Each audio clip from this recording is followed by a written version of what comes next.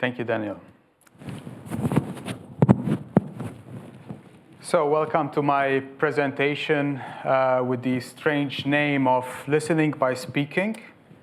We're going to be talking about an attack that affects RTP gateways or RTP proxies. Just an introduction, I've already been introduced. So that happens to be my name. I run Enable Security here in Berlin. What we do is penetration testing. We test voice over IP systems and real-time communication systems. But we also, of course, do a lot of other things to do with penetration testing, network infrastructure especially, and applications. And to this audience, of course, I'm known for the friendly scanner user agent strings that you might see in your log files. A quick introduction about something else that we've been working on. We've been fuzzing some open source solutions. It's not just me, but also a colleague of mine. And this is something that we started as a side project, as a, so to speak, hobby. We're using open source fuzzers together with our own tools, and it's proving quite useful so far. Some major findings in PJSIP that have not yet, none of these have yet been published. We're waiting on fixes from PJSIP and Digium.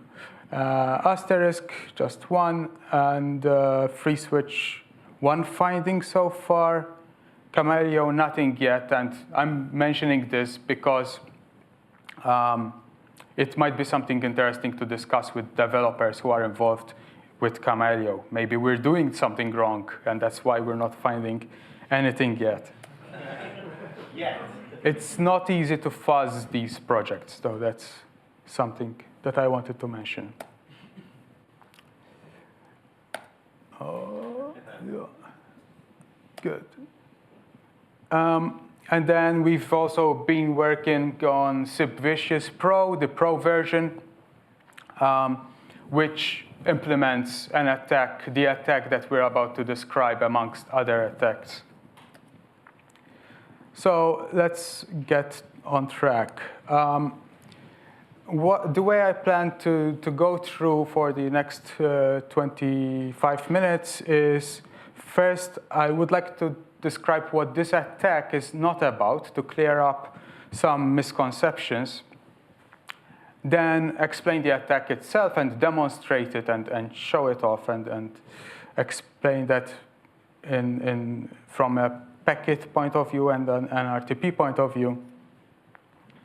And of course, the impact of such an attack is very important to explain that.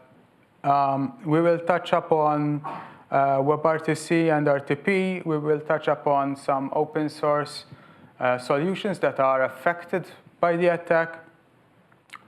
And of course, some time for questions and answers. And eventually, I hope we get to beer o'clock.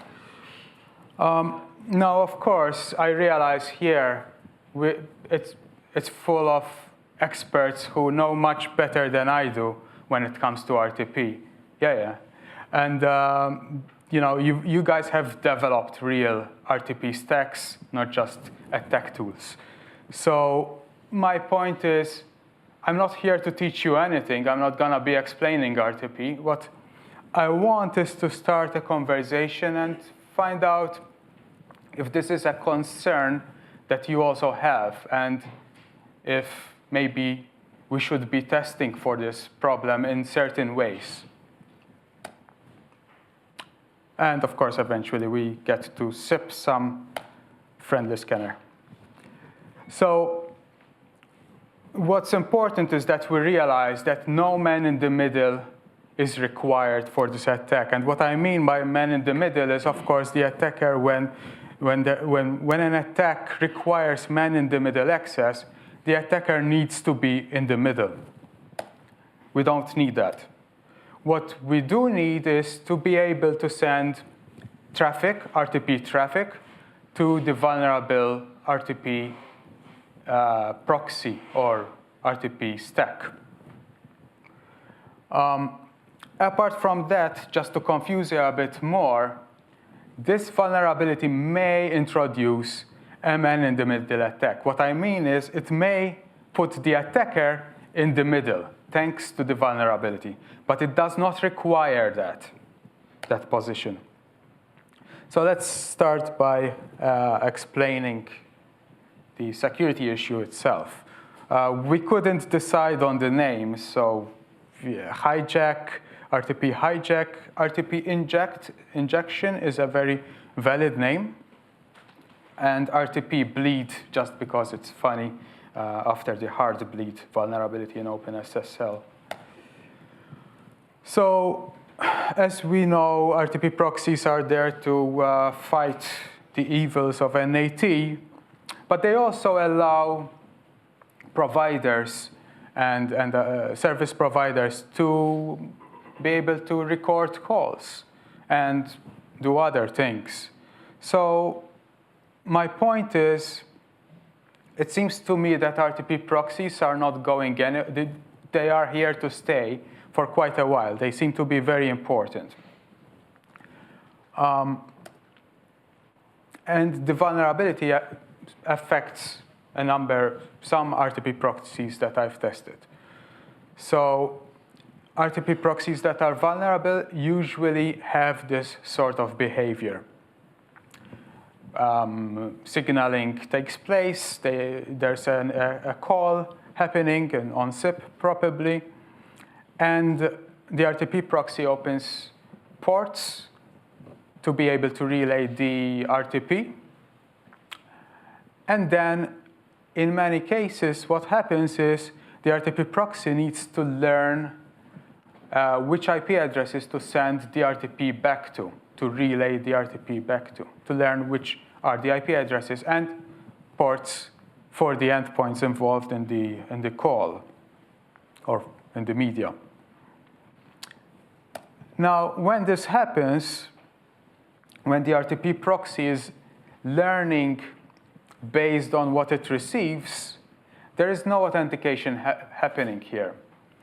So when going from SIP, which is sort of usually quite often authenticated, to RTP, the only trust there is between switching from one thing to another, so to speak, I mean, it's not exactly like that, but the only trust that there is not knowing the port, the timing maybe, but there is no real authentication there, and this seems to lead to this problem. So just to illustrate a bit more, I got tired of trying to find a good diagram software, so I used paper instead. Can you see the diagram from the back? So you can see Alice and Bob having a conversation there. And the RTP proxy has opened port 2000 and 2002 and 20,000 actually. And when the attack is happening, you've got the same thing, but you have Mallory, the malicious attacker, sending to the same port that Alice is using to receive traffic from Bob, RTP traffic from Bob. And when this happens, and when this attack is successful, then Mallory ends up getting some, or in some cases, all of the RTP traffic that is coming from Bob to Mallory. And incidentally, Mallory gets to also inject RTP traffic, can pretend to be Alice. Now, this is, of course, very simplified, but there are two security implications happening in this single attack. The first security implication is that RTP is being injected from the attacker. And the second one is that the attacker is receiving the RTP stream, even without any man in the middle. Okay, of course, that is what is important here. So the RTP stream is not encrypted, and so on and so forth. So let's show a demo of this. I'm going to need a microphone, I think, for the audio. Sorry, do you want me to hold it? Oh, yeah, that's fine.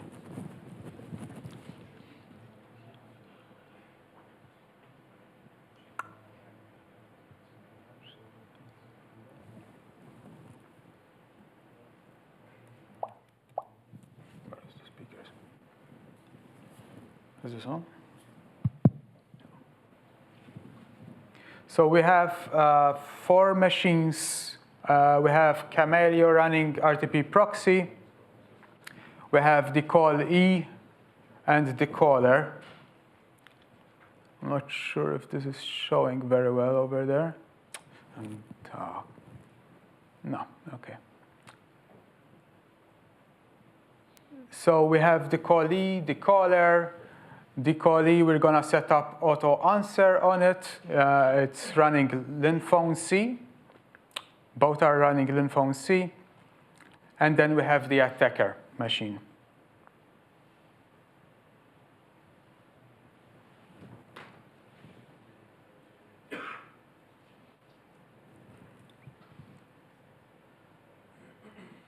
So we're going to play some WAV file just to have some audio going on.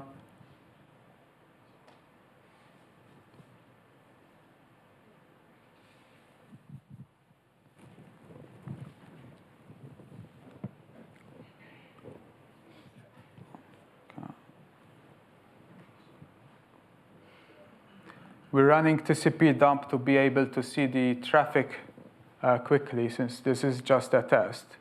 And then we started a call between the caller and the call E. And we can switch to TCP dump on the RTP proxy and see that the RTP traffic is actually happening, going through the proxy.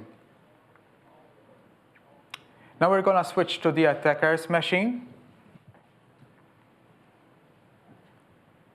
And started dumping to a PCAP from the attacker's machine. There is some Python code there. I don't think you can see it, but there is an RTP packet that is being put in a variable, and there's a socket that is started on port 9999. And then from the Python code, we're just going to send that one single packet.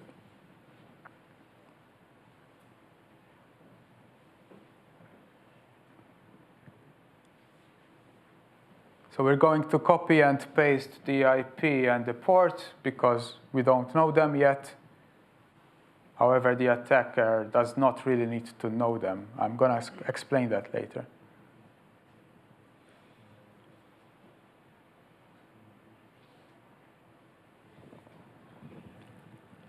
And send the packet.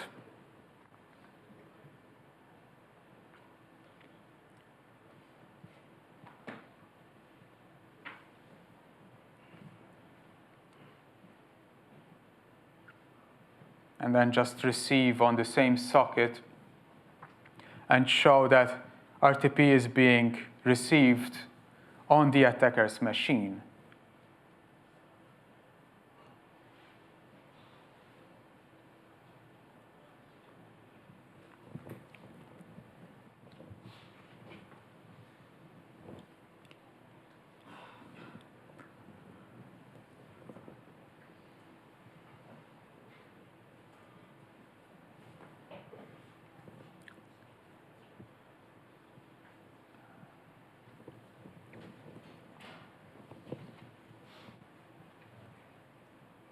And we're going to show that if you could see what's being seen in the log file, you can see that RTP proxy, the debug logs on RTP proxy, show that the attacker's IP is the one that is now trusted for the RTP stream. And this is why I need the microphone here, because we're going to load the PCAP.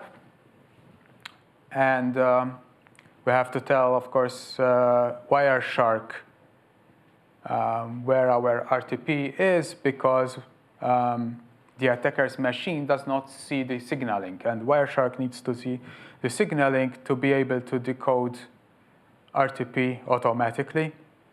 So we need to do that manually. And then we can simply use Wireshark to play the RTP stream. And they saying there's nothing wrong, and then one engineer found a fault and fixed that. I personally... So we get to listen to someone complaining about TalkTalk, the UK provider of crappy internet.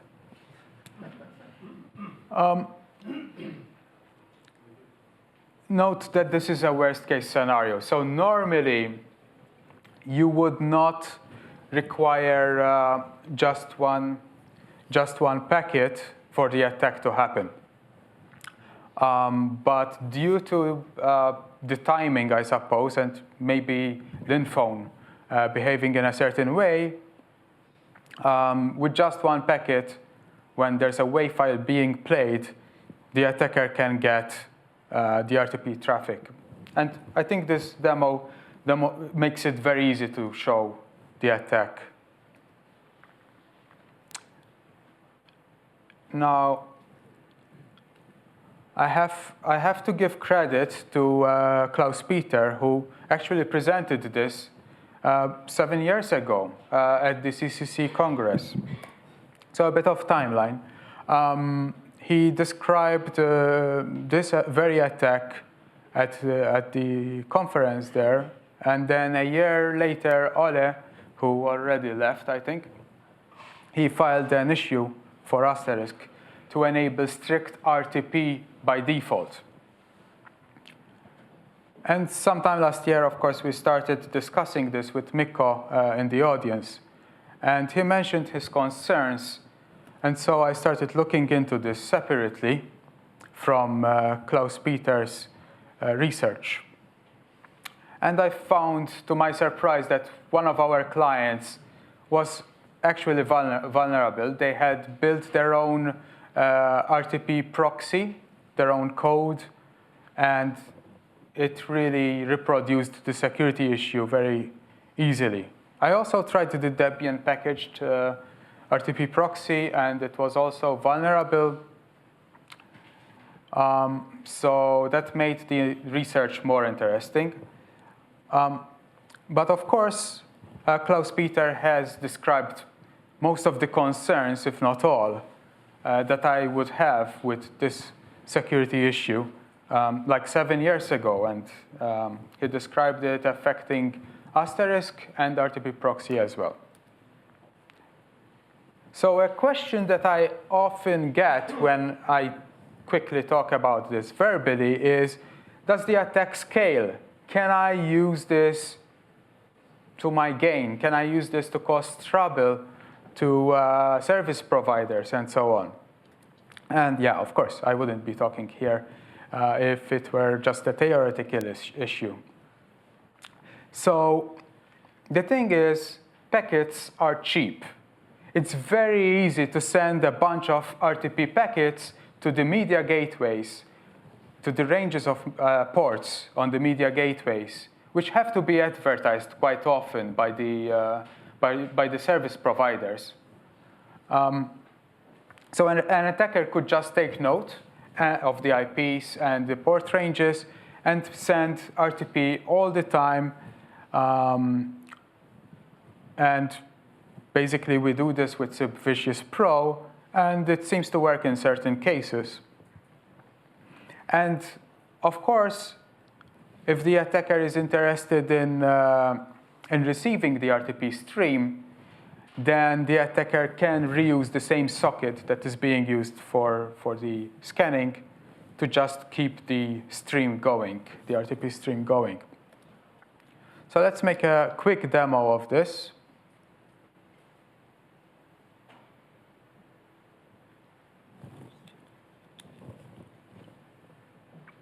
So we have the same sort of setup, but this time I use linphone C just to auto answer, and then we've got a Giga to make the call. And you have SibVicious running and scanning all these RTP ports on the media gateway, on the RTP proxy. The calls just go through at first, and then they get hijacked immediately. They get muted, in a way, immediately by the attack. Hello? Sometimes some calls do go through. Hi, my name is Nina. But this just leads to lots of phone calls which will not terminate well. Hello? Hello? Hi, my name is Nina. I'm calling from... So, of course, a word of caution here, because I've had my tools being misused before. Just don't do this, please. Not on live systems, anyway. Live systems will suffer if you do this, if they have this security vulnerability. So what else can we do? We can inject our own RTP media, and that tends to be more fun. Yeah. So we have the same setup again, and I'm just using GStreamer in this case. It's not implemented yet in SibVicious Pro, but I would like to have it there. So we have the call going on. Hello? Hi, my name is Nina. I'm calling from... Good evening, London. Allow me first to apologize. I do, like many of you, appreciate the comforts. And so attackers can play their message of terrorism. This is from V for Vendetta. I don't know if you can hear it.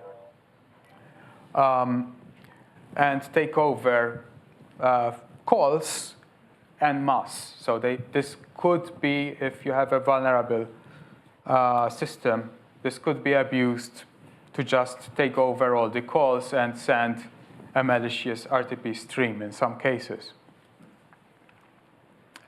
So what about WebRTC and SRTP?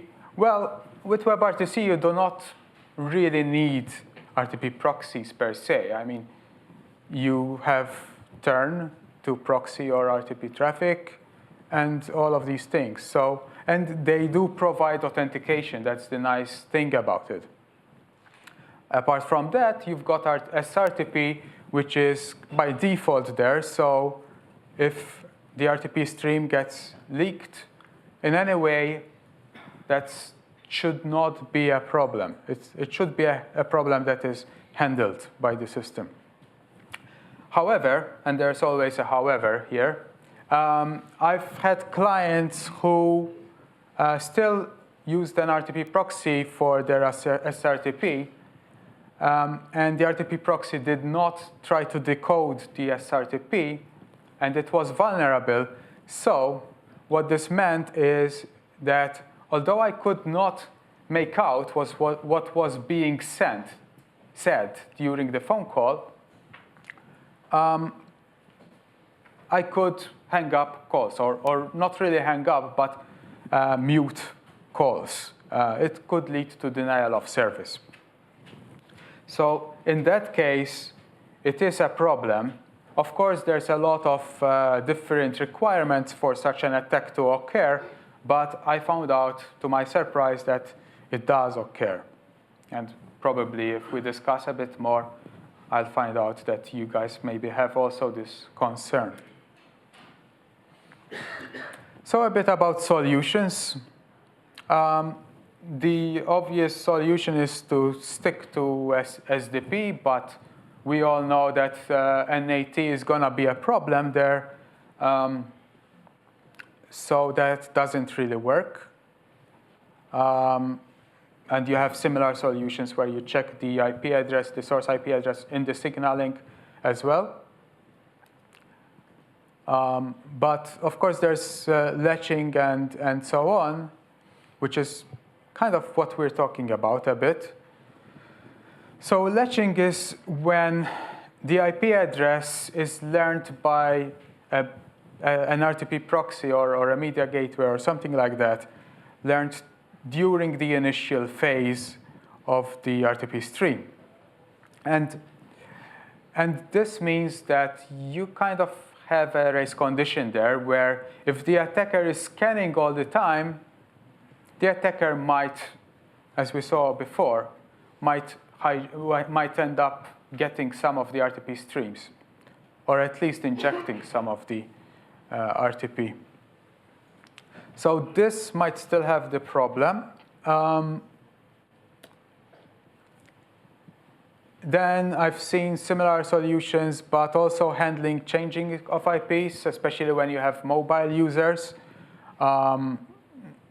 What I've seen is check where if no RTP is received from the trusted IP, which has already set up the call and done everything right, then you have a period of time where a new IP address might be allowed in and might become trusted after some time.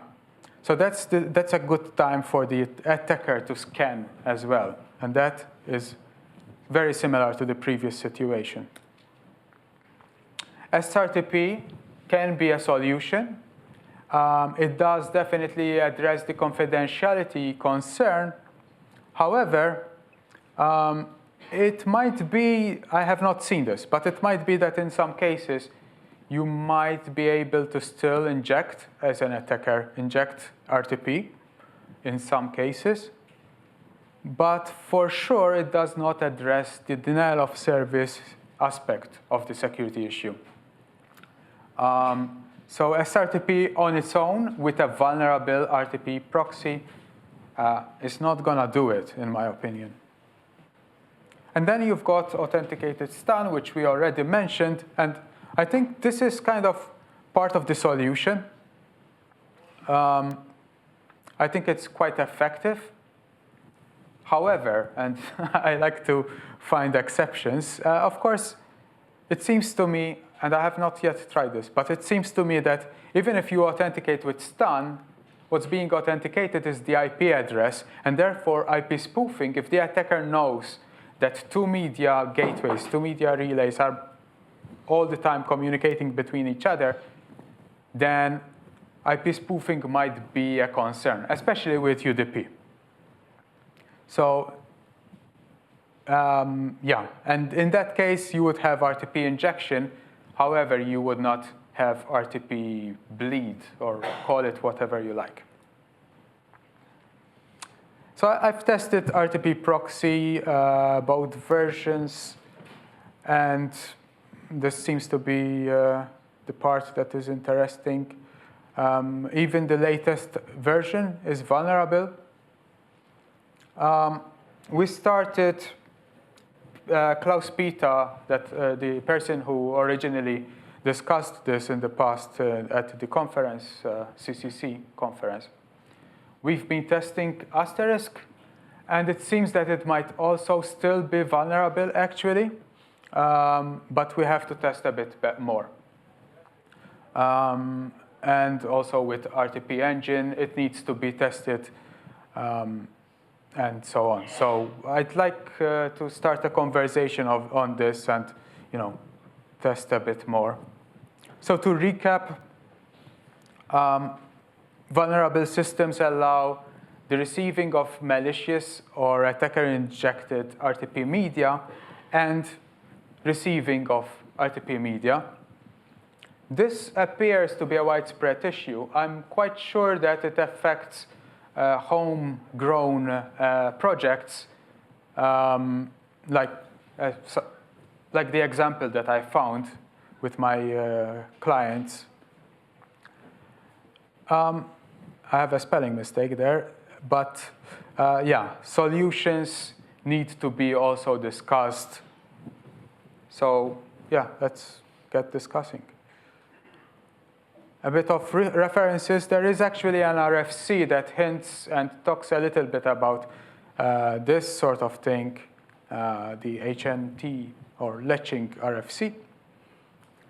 And of course, people who provided feedback, and Daniel for the invitation. Thank you very much. Thank you, Sandro. Really. So, the RTP Proxy developer is this guy here, so you can get him discuss. Yeah. I'm sorry. Okay, so questions we have. Not really. Here, 1. 2, Fred. Oh, yeah. There you go. Thank you. I will be interested in knowing a bit more about the case you tested, Kamailio, because I saw not long ago a curious behavior in Kamailio using an RTP engine with some NAT configuration. One phone was behaving, well, a bit weird, because during the SDP offer, he offered a certain port to send audio, but during the early media phase, he changed the port. Yeah. And then Kamailio, with the NAT configuration, started to send the audio to that other port. Mm-hmm. So I guess it's something similar as what you have shown here. Mm-hmm. So I guess so. I mean, is it? I'm not sure what the question is. Yeah, maybe I can jump here because I'm a bit more familiar with the Kamailio side. So yeah, is this learning mode, how it's called, started by Maximo? That's the phase. And with RTP Proxy, RTP Engine, there are a couple of options there, whether to trust the SDP address or wait for the first packet. And yeah, it's a combination of flags. I'm not sure which one we're using. It's more to know what did you test, to see if there are other cases. Probably he has used the default config file. I did. Okay. Default. Which we don't use these flags. It's more like get you started, because if you use some of them, you can break the others. So, but when you know a client, it's behaving differently. There are also situations like asynchronous, or not asynchronous, sorry, asymmetric RTP. So you have signaling and RTP on different IP addresses and different stuff. And there are options. I think RTP Proxy from Maxim has like 15 flags that you can combine, but will be doing like, is that user agent, is coming from that network, so you use the proper flags on different conditions. So it's why some people did a good revenue on dealing or doing NAT consultancy for VoIP providers. We have Fred. So thank you for all this. Have you tested any of the proprietary systems, and are they also vulnerable? Yeah, like I said, so, no, I did not test proprietary systems yet. You're talking about Cisco and so on, right? Yeah, any of them. Not yet, but if you have equipment, get in touch. I don't have equipment, but I know some providers. Yeah. And the last question, Maxim. Well, not really a question, just a remark. Yeah, unfortunately, the way RTP designed in CPS makes it really hard to secure when you have a NAT situation. So, I mean, yeah, using SRTP probably can help if we can authenticate those packets. I think in the latest version of RTP Proxy, we also added sequence tracking, so should be probably make it a little bit more difficult to carry on some of those attacks. So in addition to the update window, we're also now tracking the sequence number. So I mean, yeah, but not much can be done. It is a design issue in a way. Exactly. So I don't blame anyone. It's not a buffer overflow or anything like that where you can specify, okay, that is the particular problem. Okay, thank you, Sandro. Thank you. Really appreciate it.